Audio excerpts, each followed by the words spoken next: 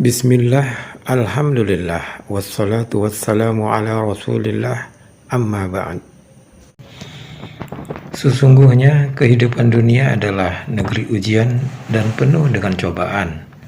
Ujian dan cobaan dalam hidup di dunia terkadang berupa kelapangan dan kenikmatan, namun terkadang juga berupa kesempitan dan musibah. Bisa berupa sehat maupun kondisi sakit, bisa berupa kekayaan maupun kemiskinan. Tidaklah seorang hamba hidup di dunia kecuali dia akan diuji dan nantinya akan kembali kepada Sang Pencipta, yaitu Allah Subhanahu wa Ta'ala. Allah berfirman di dalam surah Al-Anbiya ayat ke-35, tiap-tiap yang berjiwa pasti akan merasakan mati. Kami akan menguji kamu dengan keburukan dan kebaikan sebagai cobaan yang sebenar-benarnya. Dan hanya kepada kamilah kamu dikembalikan. Kemudian Allah berfirman di dalam surah Al-Mulk ayat kedua, yang menciptakan mati dan hidup untuk menguji kamu siapa di antara kamu yang lebih baik amalnya, dan Dia Maha Perkasa, Maha Pengampun. Makna untuk menguji kamu siapa di antara kamu yang lebih baik amalnya, Fudail bin Iyad rahimahullah mengatakan, yang paling ikhlas dan paling benar. Orang bertanya, wahai Abu Ali, apa yang dimaksud dengan yang paling ikhlas dan paling benar itu? Beliau menjawab, sesungguhnya amal apabila dilakukan dengan ikhlas namun tidak benar, maka tidak akan diterima. Dan apabila dilakukan dengan benar namun tidak ikhlas, maka tidak akan diterima hingga ia dilakukan dengan ikhlas dan benar. Yang dilakukan dengan ikhlas ialah hanya ditujukan untuk Allah Subhanahu wa Ta'ala, sedangkan yang benar ialah sesuai dengan sunnah. Keadaan seseorang ketika menerima ujian, ada yang tabah dan ada yang ingkar. Bagi yang tabah akan mendapatkan ganjaran dari Allah. Sebaliknya, bagi yang ingkar atau protes akan mendapat azab. Jadi, dengan adanya ujian, dapat diketahui mana hamba yang taat dan ingkar.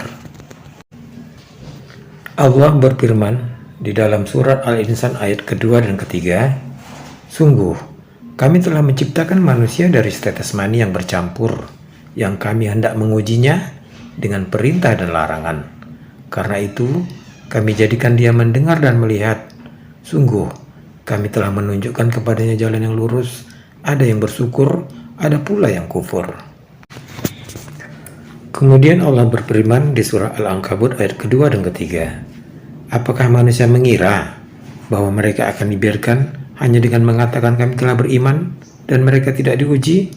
Dan sungguh kami telah menguji orang-orang sebelum mereka, maka Allah pasti mengetahui orang yang benar dan pasti mengetahui orang-orang yang dusta.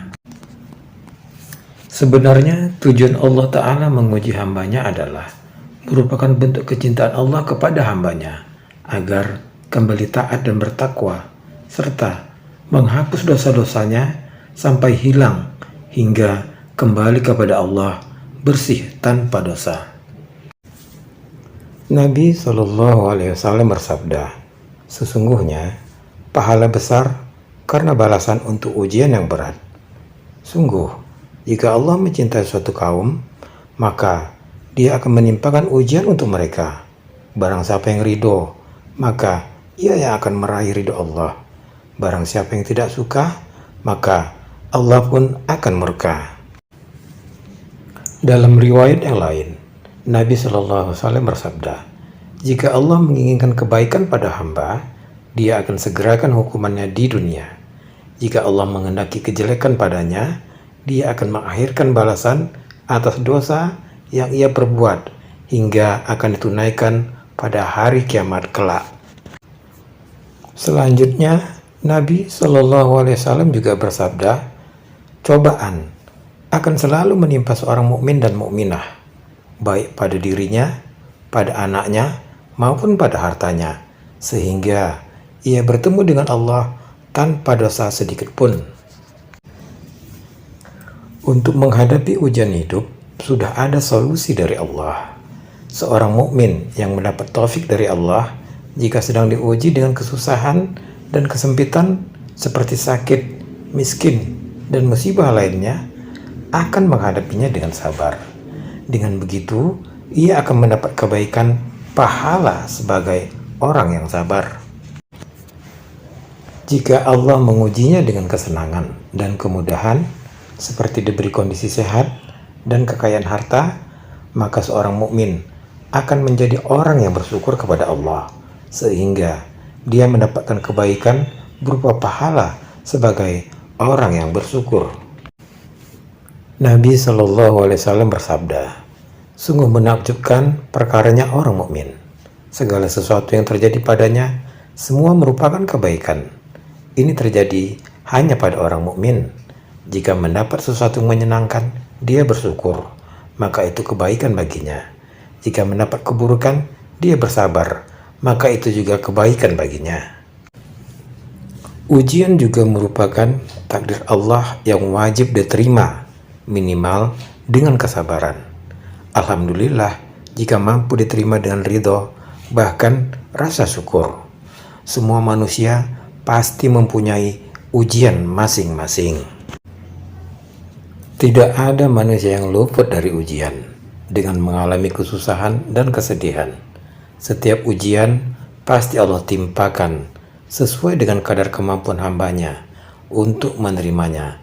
Makanya jangan khawatir terhadap ujian kehidupan ini. Allah Subhanahu wa Ta'ala berfirman di dalam Al-Quran Surah Al-Baqarah ayat 286, Allah tidak membebani seseorang melainkan sesuai dengan kesanggupannya. Sabar adalah pilar kebahagiaan seorang hamba. Dengan kesabaran itulah seorang hamba akan terjaga dari kemaksiatan, konsisten menjalankan ketaatan, dan tabah dalam menghadapi berbagai macam cobaan. Ibnu Qayyim rahimahullah mengatakan, kedudukan sabar dalam iman laksana kepala bagi seluruh tubuh. Apabila kepala sudah terpotong, maka tidak ada lagi kehidupan di dalam tubuh. Syekh Muhammad bin Shalih Al-Utsaimin berkata, sabar adalah meneguhkan diri dalam menjalankan ketaatan kepada Allah, menahannya dari perbuatan maksiat kepada Allah, serta menjaganya dari perasaan dan sikap marah dalam menghadapi takdir Allah. Allah memerintahkan kepada hambanya untuk bersabar. Jadi, sabar adalah suatu ibadah yang agung, di mana ganjaran pahalanya sangat spesial. Jika pahala bacaan Al-Quran satu hurufnya maksimal 10 pahala, atau jika pahala sedekah dilipat gandakan sampai 700 pahala, maka pahala sabar akan dibalas tanpa batas, bahkan hingga surga yang diimpikan setiap mukmin dan mukminah. Allah berfirman dalam Al-Quran Surah Ali Imran ayat ke-200, Hai orang-orang yang beriman, bersabarlah kamu, dan kuatkanlah kesabaranmu, dan tetaplah bersiap siaga di perbatasan negerimu, dan bertakwalah kepada Allah, supaya kamu beruntung. Di dalam Quran Surah Al-Anfal ayat 46, Allah juga berfirman, dan bersabarlah, sesungguhnya Allah beserta orang-orang yang sabar.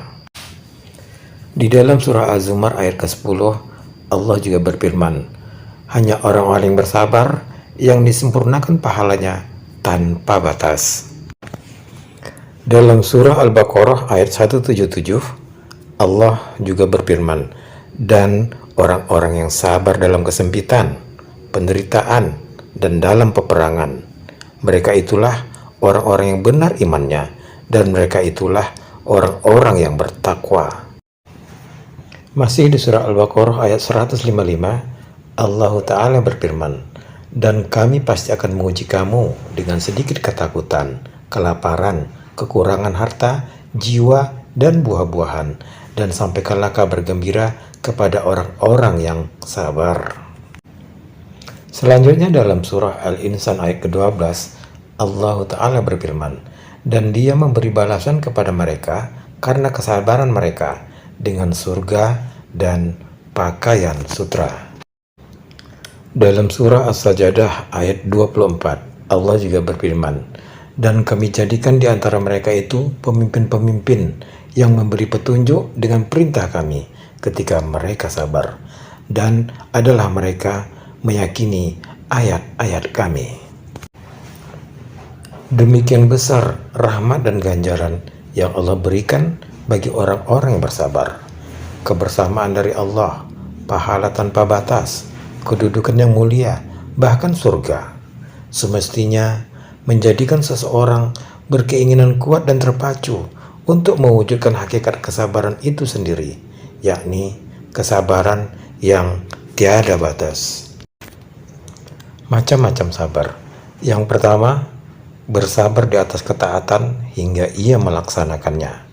Melaksanakan ketaatan butuh kesabaran, karena umumnya raga ingin bermanja-manja dan hawa nafsu mendorong untuk melakukan perbuatan sia-sia. Allah berfirman dalam surat Toha ayat 132, "Dan perintahkanlah keluargamu mendirikan sholat, dan bersabarlah dalam mengerjakannya." Bersabarlah dalam ketaatan, niscaya Allah akan tumbuhkan nikmat iman dengan sebab kesabaran. Jika nikmat dalam melaksanakan perintah Allah telah diraih, maka ketaatan tidak lagi menjadi beban atau penggugur kewajiban, tapi ketaatan akan menjadi kebutuhan dan sumber kebahagiaan bagi seorang hamba. Sebagaimana seseorang yang melaksanakan sholat untuk menggugurkan kewajibannya, bisa jadi ia merasa berat di awal, tapi jika ia jujur dalam niatnya untuk mendekatkan diri kepada Allah, maka Allah akan tumbuhkan iman dalam dirinya, sehingga sholat akan menjadi kebutuhan dan sebab kebahagiaannya. Kedua, bersabar untuk meninggalkan larangan. Sebagian orang mengira bahwa meninggalkan larangan lebih mudah dari melaksanakan perintah, karena melakukan sesuatu butuh usaha lebih besar daripada meninggalkan sesuatu. Namun, kenyataannya tidaklah demikian. Setan senantiasa menghiasi larangan dengan keindahan dan perkara yang disukai hawa nafsu. Sebagian salaf mengatakan, amal kebaikan bisa dilakukan oleh orang yang baik maupun fajir atau yang jahat. Namun, hanya orang jujur yang mampu meninggalkan maksiat. Ketiga, bersabar dalam menghadapi takdir. Takdir Allah ada yang disukai, ada pula yang tidak disukai. Sedangkan orang yang beriman dalam menyikapi takdir tidak lepas dari dua perkara, yaitu syukur dengan takdir yang ia sukai dan sabar menerima dan menghadapi takdir yang tidak menyenangkan baginya. Tidaklah Allah mengendaki suatu musibah atau kesempitan menimpa seseorang hamba kecuali ada hikmah kebaikan untuk dirinya, dan Allah lebih mengetahui kebaikan untuk hambanya daripada hambanya itu sendiri. Allah berfirman dalam surah Al-Baqarah ayat 216, "Diwajibkan atas kamu berperang, padahal itu tidak menyenangkan bagimu, tetapi bisa jadi engkau tidak menyukai sesuatu padahal itu baik bagimu, dan bisa jadi kamu menyukai sesuatu padahal itu buruk bagimu. Allah mengetahui, sedang kamu tidak mengetahui." Rukun sabar ada 3, yaitu pertama, menahan diri dari sikap murka terhadap segala ketentuan Allah. Kedua, menahan lisan dari keluh kesah. Dan ketiga, menahan anggota badan dari perbuatan yang dilarang Allah, seperti menampar wajah ketika terjadi musibah, merobek pakaian, memotong rambut, dan sebagainya. Sekarang masuk ke pembahasan tentang syukur. Apakah makna syukur? Syukur secara bahasa adalah pujian bagi orang yang memberikan kebaikan atas kebaikan tersebut. Atau dalam bahasa Indonesia, bersyukur artinya berterima kasih. Menurut Ibnul Qayyim, syukur adalah menunjukkan adanya nikmat Allah pada dirinya dengan melalui lisan, yaitu berupa pujian, dan mengucapkan kesadaran diri bahwa ia telah diberi nikmat. Dengan melalui hati, berupa persaksian dan kecintaan kepada Allah, lalu melalui anggota badan berupa kepatuhan dan ketaatan kepada Allah. Lawan dari syukur adalah kufur nikmat, yaitu enggan menyadari atau bahkan mengingkari bahwa nikmat yang ia dapatkan adalah dari Allah Subhanahu wa Ta'ala. Semisal Qorun yang berkata, "Sungguh, harta dan kenikmatan yang aku miliki itu aku dapatkan dari ilmu yang aku miliki." Quran Surah Al-Qasas ayat 78. Perintah untuk bersyukur. Allah Subhanahu wa Ta'ala dalam banyak ayat di dalam Al-Quran memerintahkan manusia untuk bersyukur kepadanya. Maka syukur adalah ibadah dan bentuk ketaatan atas perintah Allah. Allah berfirman di dalam Al-Quran surah Al-Baqarah ayat 152, "Ingatlah kepadaku, maka aku akan mengingat kalian. Bersyukurlah kepadaku dan janganlah ingkar." Selanjutnya dalam surah Luqman ayat ke-12, Allah berfirman, "Telah kami berikan hikmah kepada Luqman, yaitu bersyukurlah kepada Allah, dan barang siapa yang bersyukur kepada Allah, maka sesungguhnya ia bersyukur untuk dirinya sendiri, dan barang siapa yang tidak bersyukur, maka sesungguhnya Allah Maha Kaya lagi Maha Terpuji." Allah juga berfirman di dalam surah Al-Baqarah ayat 172, "Hai orang-orang yang beriman, makanlah di antara rezeki yang baik-baik yang kami berikan kepadamu, dan bersyukurlah kepada Allah, jika benar-benar hanya kepadanya kamu menyembah." Maka bersyukur adalah menjalankan perintah Allah, dan enggan bersyukur serta mengingkari nikmat Allah adalah bentuk pembangkangan terhadap perintah Allah. Ada beberapa faedah dari bersyukur. Di antaranya merupakan sebab datangnya ridha Allah.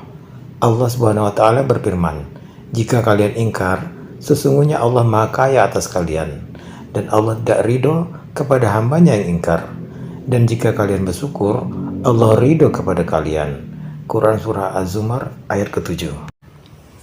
Faedah berikutnya merupakan sebab selamatnya seseorang dari azab Allah.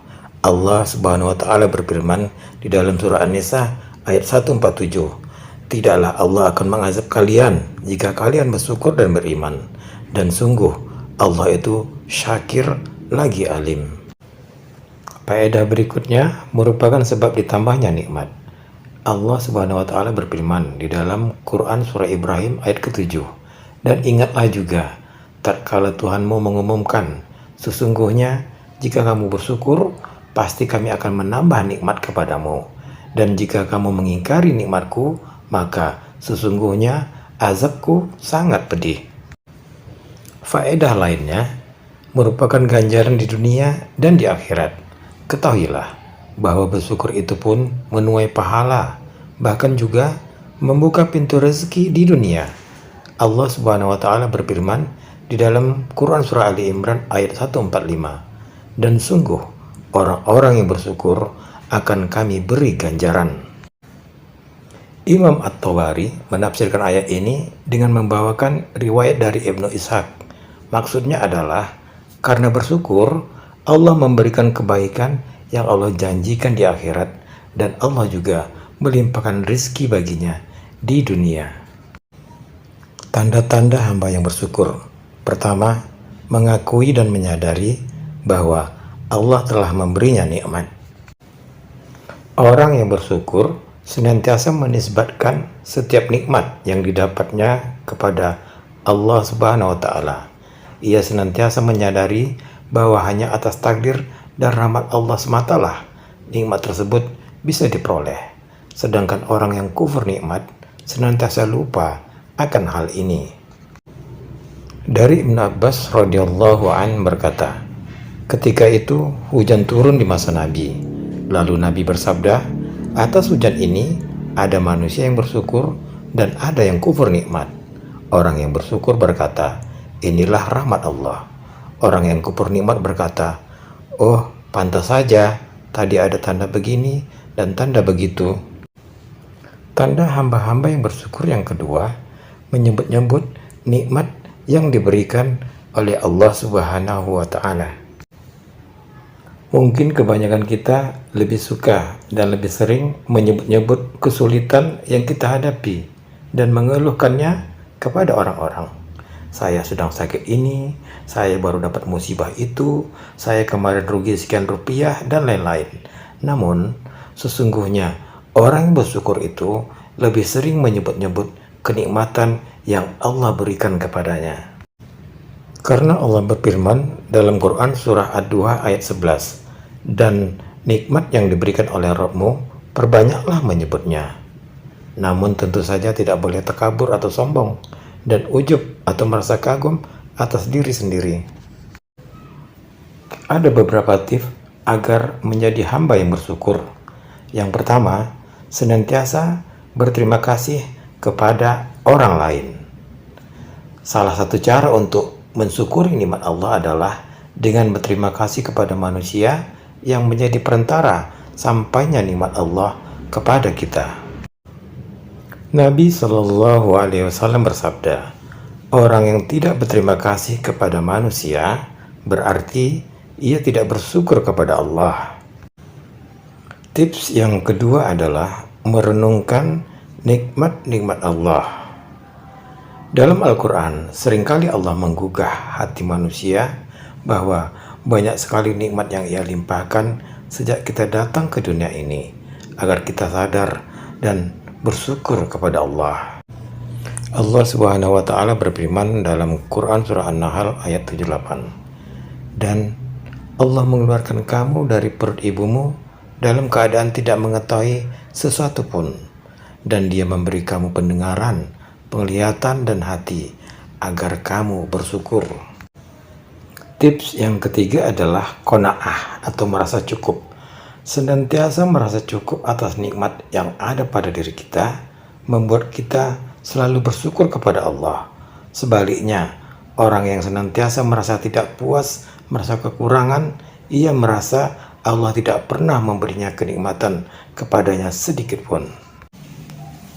Nabi Shallallahu Alaihi Wasallam bersabda, jadilah orang yang wara', maka engkau akan menjadi hamba yang paling berbakti. Jadilah orang yang qanaah, maka engkau akan menjadi hamba yang bersyukur. Tips yang keempat, sujud syukur. Salah satu cara untuk mengungkapkan rasa syukur ketika mendapat kenikmatan yang begitu besar adalah dengan melakukan sujud syukur. Dari Abu Bakrah Nafi' Ibnu Harith berkata, Rasulullah Shallallahu Alaihi Wasallam biasanya jika menyukai sesuatu yang menggembirakan, beliau bersimpuh untuk sujud sebagai ungkapan rasa syukur kepada Allah. Tips yang kelima, berzikir. Berzikir dan memuji Allah adalah bentuk rasa syukur kita kepada Allah. Ada beberapa zikir tertentu yang diajarkan oleh Rasulullah khusus mengungkapkan rasa syukur kita kepada Allah. Salah satu di antaranya adalah membaca zikir Allahumma ma asbaha bi min ni'matin wa minka wahdak la syarikalak falakal hamdu wa lakas syukru. Artinya, ya Allah, nikmat yang kau terima atau yang diterima oleh seseorang di antara makhlukmu di pagi ini semuanya adalah darimu semata. Tiada sekutu bagimu, karena itu hanya bagimu segala puji dan hanya kepadamu rasa syukur dari seluruh makhlukmu. Keutamaan membaca zikir ini disebutkan dalam hadis dari Abdullah bin Ghanam al-Bayadli radhiyallahu anhu bahwa orang yang di pagi hari membaca zikir Allahumma ma asbaha bimin ni'matin dan seterusnya, berarti dia telah memanjatkan syukurnya pada hari tersebut. Sungguh beruntunglah orang-orang yang bersabar, karena ia merupakan sebagian dari iman. Dan beruntung pula lah orang-orang yang bersyukur, karena ia juga sebagian dari iman. Abdullah bin Mas'ud radhiyallahu anhu berkata, iman itu terbagi menjadi dua bagian. Sebagiannya adalah sabar dan sebagian lainnya adalah syukur. Cukup sekian dan terima kasih telah menonton video ini. Semoga apa yang disampaikan berguna bagi kita dan menambah semangat kita untuk meningkatkan sabar dan syukur kepada Allah Subhanahu wa ta'ala. Akhirul kalam, subhanallahumma wa bihamdika, la ilaha illa anta, astaghfiruka wa atubu ilaik. Assalamualaikum warahmatullahi wabarakatuh.